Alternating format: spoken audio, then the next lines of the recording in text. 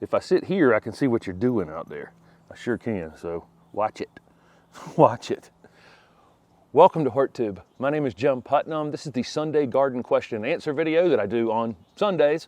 You can ask gardening questions down below this video, and I pick from them each week. And I try not to repeat the same ones over and over and over again. I do come back around to some occasionally because I get asked so frequently that I know that I need to answer them occasionally. But I do try to pick some unique questions each week. So thanks to everyone for participating in this video. I received a ton of plants. You're gonna lay right there, that's amazing. I received a ton of plants this week. If you watched that gardening rehab one-day landscape job video that I did maybe a month ago, I now have the plants for the next two pieces of that video. So hopefully I'll get that done this week. Some other things going on as well. And trying to re-landscape. I'm surrounded right now with things that need to be planted. I've got tons of pansies and dianthus and snapdragons and now bulbs and so on and so forth, converting this entire landscape right now from summer to fall and winter and spring. So let's get started on some questions. Somebody wanted to know if they're in Zone 7B. I'm in Raleigh, North Carolina, Zone 7B. They're in Zone 7B, wanted to know if they could plant soft caress mahonia right now. It's an evergreen little small mahonia that I've shown many times on the channel, blooms in the winter. Great plant, one of my favorite shade plants actually. Yeah, definitely, you can definitely plant it. It's hardy in Zone 7 to 10, and you're in 7B. I don't think you'll have any problem with it. The main reason I picked this question wasn't about the soft caress so much is I do kind of pay attention going forward that the plants I'm putting in the ground don't have a tremendous amount of new growth on them. So like they came out of a greenhouse or something like that. I'm usually pretty watchful for that as we get late in the season. Things that are grown inside houses and things continue to grow, and they can be zapped when you put them out. So if it doesn't have a lot of new growth on it, stick it in the ground, it'll be fun. Somebody has a lemon cypress tree, which it seems like there's a million of them at the box stores all the time now. Little upright little conifers, and it has one in a container outside, and they're in Zone 7. Wanted to know about if they can keep it in a container through the winter outside. If it's only hardy in Zone 7 and you're in Zone 7, having it in a container like this is probably it could potentially be damaged or killed. The roots aren't as hardy as the upper part of the plant. So you have the roots and the top of the plant exposed when you have something in a container. So I think if something's only hardy to Zone 7 and you have it in a container and you're in Zone 7, this applies for anybody. If you have a plant that's only hardy to Zone 6 and you're in Zone 6, that plant needs some winter protection on the worst nights. It doesn't need to be protected the whole winter. I think people sometimes misinterpret that type of information. There's probably only 6-8 nights the whole winter that would actually kill that plant. So, those nights you can just bring it in, to your kitchen and put it on a towel or something for the night, or 2 nights or 5 nights, who knows. But get it back outside when you can, when it's gonna be above freezing, or just barely below freezing. So but yeah, things that are only hardy to your zone, if you have them in elevated containers, they are vulnerable to being killed, even though they would be hardy in your zone in the ground. Okay, let's see. Somebody got a Japanese maple and a cut leaf Japanese maple, and it's continually need to be staked because it has so much top growth on it, and wanted to know if I would do any pruning on it. I would definitely do some tip pruning on each of the branches on that plant to kind of keep it the same uniform shape, but start reducing the weight of the top of that plant and let the caliper of the trunk catch up. That may be an endless fight if you don't start doing that. So yes, I would prune it, and you can do that type of pruning whenever you want to do that type of pruning, that kind of reduce the weight, tip pruning stuff. You can do that whenever. If you were going to do any major butchering on something like that, it'd probably be best in the late winter, right before it wakes up.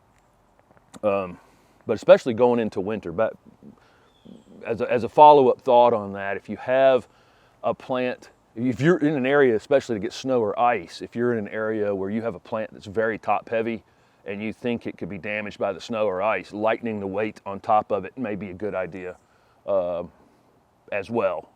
Even if it's the wrong time of year to prune it. because saving it from being destroyed, ultimately is better, is better in the long run. But we do see lots and lots of trees in the marketplace where there's a lot of top growth and very spindly trunks. I've explained this. We put them in a race together in nurseries to make them race up as fast as possible, and that leaves them a little bit thin. Same thing in wooded spaces. You see, the old house I lived in was completely wooded, and then they came in and took out all the trees to build my house and my driveway, and then Hurricane Fran came and knocked the rest of the trees down. All those trees had been in a race vertically, but they had never slowed down and taken the time to actually strengthen, they had never experienced any wind loads because they were protected by one another. So, a lot of times when you clear cut and leave 5 trees and think you're doing the 5 trees a favor, you're not. Okay. Somebody asked me about shade screening plants in zone 7B, so in my area. And they were thinking about Shindo viburnum. Shindo viburnum is definitely a great choice for a shade evergreen screening plant, and they grow. Weird thing about Shindos is sometimes you can put them in the ground and it takes a couple years for them to get going, and then they grow very, very quickly. And let me see, camellias definitely fit, like Camellia japonicas. I don't know how shady it is. If it's super shady, this wouldn't be a good choice, but if you're getting good light in there, Camellia japonicas will work. Another very slow to start plant. And then Alyssium, definitely native Alyssium would be a great choice. I've got Alyssium parviflorum on the back. I've got a variety over here called Miss Scarlet Alyssium. If you can find that one will be good. Wax myrtles, another native. Yopon hollies, another native. Regular Yopon hollies, not dwarf Yopon hollies, obviously. And somebody had asked about deer-resistant screening plants for the shade, and those wax myrtles and that Alyssium would definitely fit in, and the Yopon hollies would definitely fit into that category as well. That was a separate question. And then there are some laurels, like West Coast laurel, skip laurels, that will work as well. Carolina cherry laurels. So there's some choices for you for the shade to screen. Let's see. Initially, back to that real quick. Initially, when you plant screening plants in a shaded space, even things that will tolerate shade will still try to stretch and be a little thin on you. While they're small, I would do some pruning on them. So every time that thing grows, whatever it is you plant grows 18 inches, I'd take 6 inches off of that. And so you're building some additional branching down at the bottom before they're 15 feet tall and thin. Do it early. Okay, somebody asked me, their gardenias are thinning. They had planted them this time last year and they're super thin down in the bottom. This is one of those things that happens with gardenias. It typically happens in the first few months after you plant them. So I'm wondering if it took this long for them to start having issues, whether or not possibly they got dry at some point in the late summer, because that will thin the old foliage. I've talked about that a lot of times. Or if they're in too much shade. This person said they're in a lot of shade. And there's, gardenias are part shade or lean toward more sun. Most of the time, gardenias are going to be best in part shade, but lean toward more sun than more shade, if that makes any sense. They would prefer some direct sun. So I don't know if that could be it. But of course, I'm always guessing because I'm reading a question and I'm guessing. Somebody's talking about their daffodils coming up, and my daffodils are coming up too. My several other things are coming up as well that I would rather not be coming up right now. And so don't know what's going on with the daffodils. I mean, I always see a few here or there, but I've got daffodils in the front garden space they're full height. I have no idea. I don't even want to know. I mean, again, normally we see the daffodils coming up early in like January or something like that because it got warm, but I don't even know. They haven't even had any cold treatment, so I have no idea why they're up. But they're up. I don't have any idea what will happen with them over the course of the winter. They're tough plants, so maybe they'll bloom, maybe they won't. Let's see. Somebody asked, because I've been using compost and pine bark mixed together as my potting mix rather than using peat moss in any of my mix this year. They wanted to know if it was easier to re-wet You know, when the potting soil regular potting soil with peat moss gets dry, you know, it takes several waterings to re-wet it. They wanted to know if the compost and the bark are easier to re-wet for sure. Water moves slower through the container for sure. It's not as well aerated, you know, so I'm watering a little bit less as well. So, you know, I'm thinking through that as well. It doesn't dry out as fast either. But yes, the compost is easier to re-wet than peat moss. Let's see. Somebody asked me about planting roses now, whether they could plant. It was specifically climbing roses, but it doesn't matter. Yeah, roses, man, definitely plant roses. They're one of the most cold hardy things in the world. So if you've got roses to plant, get them in the ground. They're better off in the ground than they are in the container. Okay, let's see. Somebody pointed out, you know, they had always heard that the, you know, plants, when you plant them, you know, the first year they sleep, and the second year they creep, and the third year they leap, or I've heard it as the first year they weep, meaning they're dry, and the second year they sleep, and the third year they leap. It's said several different ways. Whether or not that would also be true if you transplanted a plant, you know, created that transplant shock. Sometimes yes, and sometimes no. I've never, you know, I talked about that Shindo viburnum just being slow to start. There are plants that, for whatever reason, need to almost have resistance to their roots before they start to shoot up. This is true in the nursery setting too when I was growing plants. There's some plants that need the roots to get out to the wall of the container and start to be restricted a little bit before they put on top growth. So there's a lot of plants like that. But I've never really bought into the sleep and creep and leap thing. I think if you plant something properly and you water it properly and you fertilize it timely and you keep the ground covered and you do all the basic things I've talked about, most plants will put on some growth in that first year. Now, if you go out and plant something on June 15th, and the hottest day you can find in the summer, or whatever day that is, and you don't water it and you don't care for it that much and you didn't keep the weeds out from around it, and it took 2 or 3 years for it to start growing, that was probably a pretty good reason for it. So, but I mean, this entire landscape is less than 2 years old, and there's nothing in this landscape that hasn't put on growth. So it's really all about, you know, how you're planting it, you know, keeping things mounded up a little bit, not burying them too deep, not overwatering them or loving them to death, and then keeping the ground covered and keeping them weed free. If you do those things, most everything will at least put on some growth. But again, there are things that are slower to start just because they're slower to start. But transplants shouldn't be any different. They should take off, and they should have a bigger root system on them. So, and typically when you're transplanting something, you're going to cut some of the top back. So, you know, the roots that are there, you know, should be able to push new growth pretty easily. Anyway, okay, somebody asked me about planting golden euonymus in Dallas, Texas, whether I would plant them in Dallas, Texas. I wouldn't plant them anywhere on Earth or Mars or anywhere in the galaxy. I can't stand that plant. That is a nursery plant. I call golden euonymus a nursery plant. There are millions of those things sold. Millions of those things sold. Every nursery grows them. And I couldn't walk, if I walked 5 miles right here, right now, I couldn't find a good looking golden euonymus in the landscape. I call that one a nursery plant. It gets a scale insect called euonymus scale that's bad on it.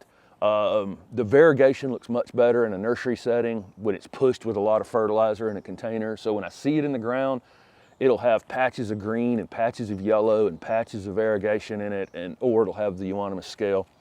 I wouldn't plant that plant. There's lots of other gold plants that you could use in your area. I put that video up about gold plants a week or 2 ago. And if you'll read down below that, other people have made lots of other great suggestions for gold plants as well. So, but I just, not my favorite plant, because there's so many of those. There's not so many, but there are a few plants that I see that grow extremely well in nurseries, and then and they sell like crazy because of course they're beautiful. I mean, a golden euonymus in a container in the spring is a beautiful plant, but I never see them in the landscape. You know, 1 or 2 here or there, but I mean, for the number that are sold, it makes no sense why I'm not seeing them everywhere. Okay, so somebody has a fatsia japonica, and they're in zone 7. It's been in the ground for 1.5 years, and they haven't had any wind, you know, so it's already experienced what was a very mild winter last year, and they're concerned in zone 7 that it could be damaged this winter. I think now that it's been in the ground for a year and a half and it's so well established, I think you're fine, unless you have it out by the mailbox. This is a plant that's really, most people are going to say is hardy in zone 8 to 10. I've got one that's just out of frame over here. I'm in zone 7B. They're all over zone 7.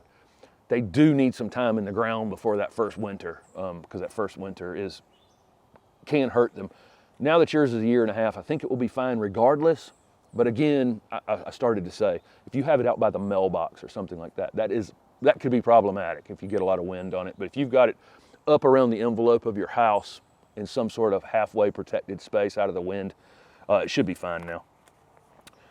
Okay, so I've talked about next year doing a closed loop system in this yard, meaning I'm not going to bring in any mulch or compost or anything. I'm going to, now that I have this much biomass and I can start cutting on all these plants, I'm going to create my own mulches and compost and that kind of thing.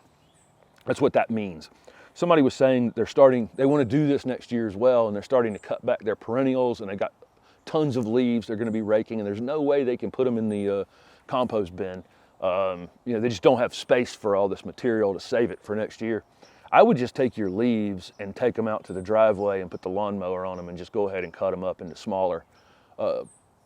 You can reduce the mass of a pile of leaves by 10 times probably running a lawnmower over them, and just go ahead and use it as mulch in your landscape right now.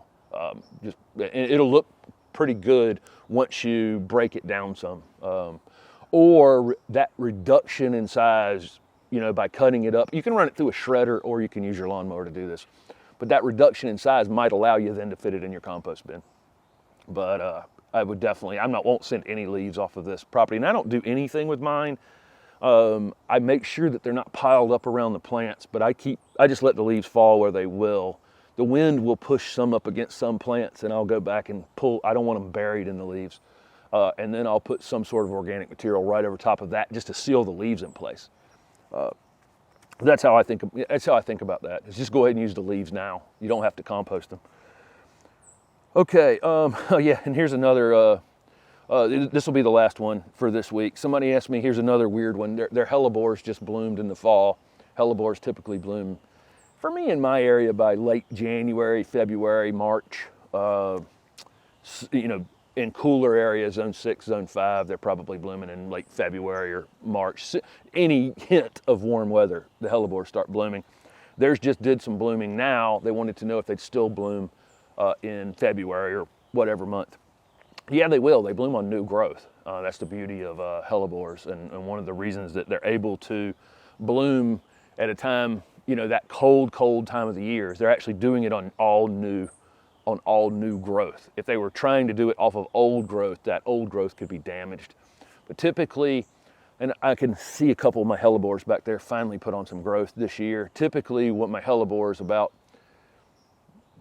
right at the beginning of January, and I may put up a video for it, I'll go and clean up all the old foliage off of them, because actually what comes up in flowers is almost all new growth. But you'll see that, and I have an old video on the channel for that if you want to search Hellebores on my channel. But yeah, they'll still bloom again because they bloom on new growth. Why they bloomed in the fall, same reason my daffodils are 18 inches tall, I have no idea. Thank you guys for following along with the channel, and don't forget to subscribe so you can see the upcoming content that I have, including that landscape job. I think that landscape's going to be beautiful by the time I do the 5 parts of it. Thanks for watching.